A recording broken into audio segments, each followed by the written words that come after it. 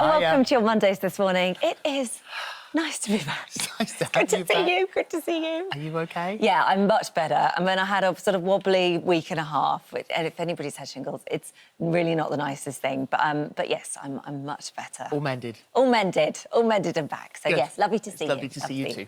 Right, our first guest is a man who has been there, run that. He's a two-time cancer survivor who yesterday completed his 13th and last London Marathon dressed as Captain Scarlet. He's raised over £5 million for charity during the course of his running career and famously ran, or more accurately walked, the 2002 marathon in a diving suit that weighed a whopping 130 pounds. Gosh, I remember watching that. Lloyd Scott joins us now. Hello, welcome. I mean, I would say fresh from your marathon run yesterday. How fresh are you actually feeling? I feel like I've just come straight from the finish line, actually. Really? Yeah. Was it tough?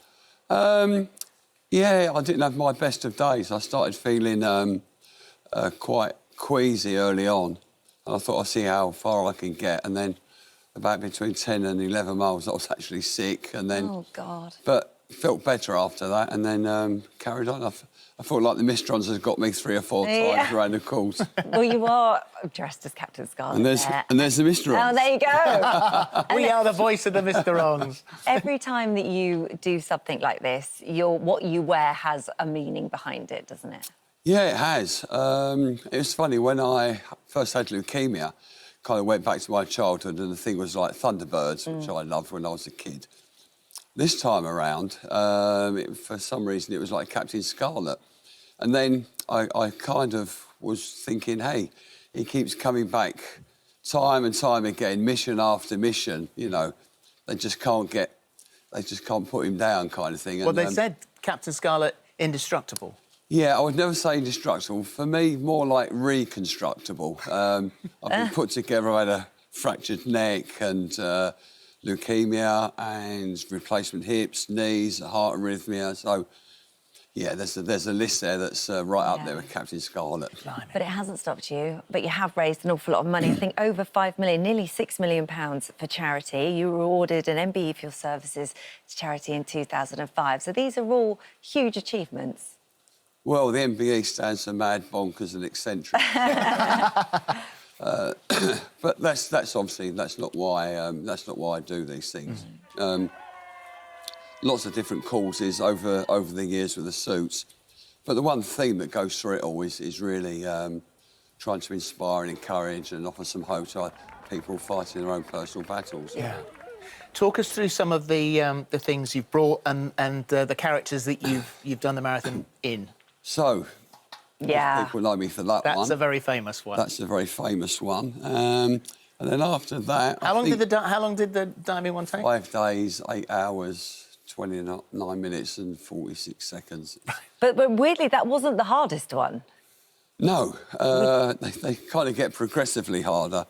That one was for Magic Roundabout, Brian the Snout. I dragged myself around the course, taking 27 days. On your hands and knees? Hands and knees. So I had to knock 26 days off my previous marathon time for yesterday. Not many people can say that, can they? That one was pretty tough as well. Dressed up as St George. And it was St George's Day yesterday, but I'd already done St George. I put in a dragon around and helped Steve Redgrave break the world fundraising record, £1.8 million. This one was Indiana Jones. I had a massive £350 boulder that chased me around the course. That was my first one, the fire helmet. I did it in my fire gear back in 1986.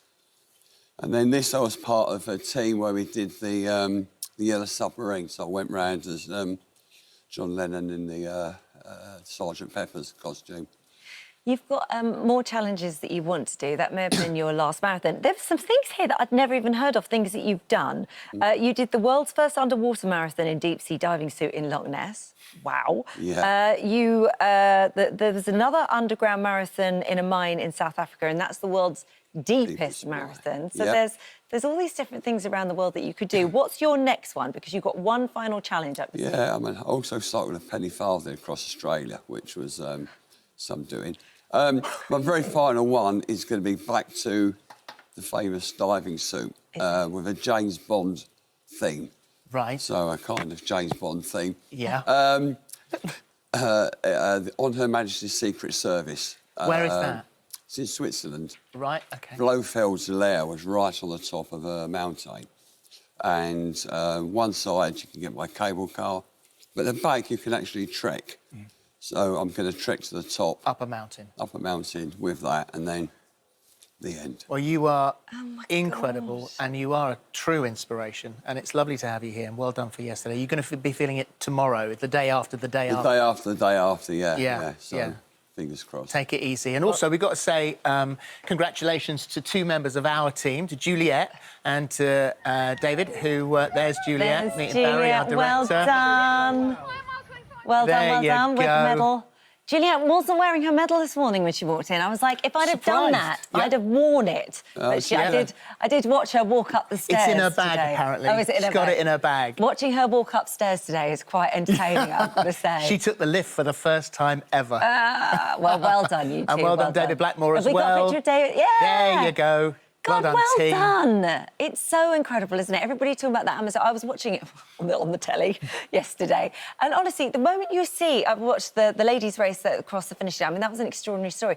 And honestly, you cross the finishing line and literally, like, you just burst into tears just watching them. Yeah. Such a build-up, so much dedication. So well done, anybody that ran the marathon yesterday. Absolutely. I hope you're OK. Right, here's what else is coming up on the rest of today's show. If DIY skills are more destroy it yourself than do it yourself, then Joe Bihari will be sharing some tips you won't want to miss. Hiya. Hi, morning. Morning. So what you doing for us? So we're going to just keep it simple today, hammering in some nails into walls and also resealing a bathtub, which is a DIY skill everyone can do, but no one really knows how. Right. Oh, see, I like a bit of DIY. I really do. I You don't know do I'm you rubbish. in my ear. Yeah, I know you don't quite like. I actually really like it, but I have destroyed a few things.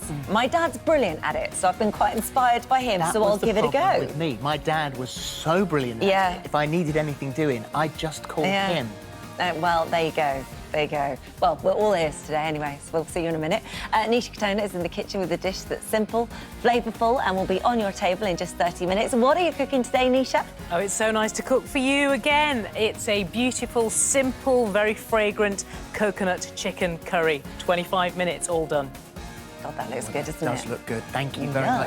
And she co-authored the 1995 dating guide, The Rules, as a new version of the book is set to be released later this year.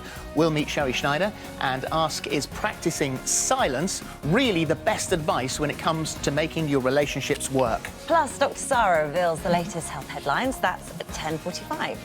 We'll find out what happened when Josie went foraging with Fern Freud at 11:35. Sian Welby's here with a roundup of the latest showbiz news. That's at 11:45. And Alexis Conran will be revealing how to spot a scam at 12:15. Also, a word about today's phone-in. With exam season starting soon, if your child is struggling under the pressure, psychologist Dr. Julie Smith will be here to help. Who would you like to hear from today, Julie? Yes, so heading into exam season causes huge amounts of stress, which can really impact on your mental health. So whether you're a young person heading into exam season and you'd like some advice, or whether you're a parent and you'd like to know how best to support your young person, then give us a ring and we'll have a chat. Thank you very much. Give us a call for free on 08000 30 40 44 or download our free This Morning app to get involved.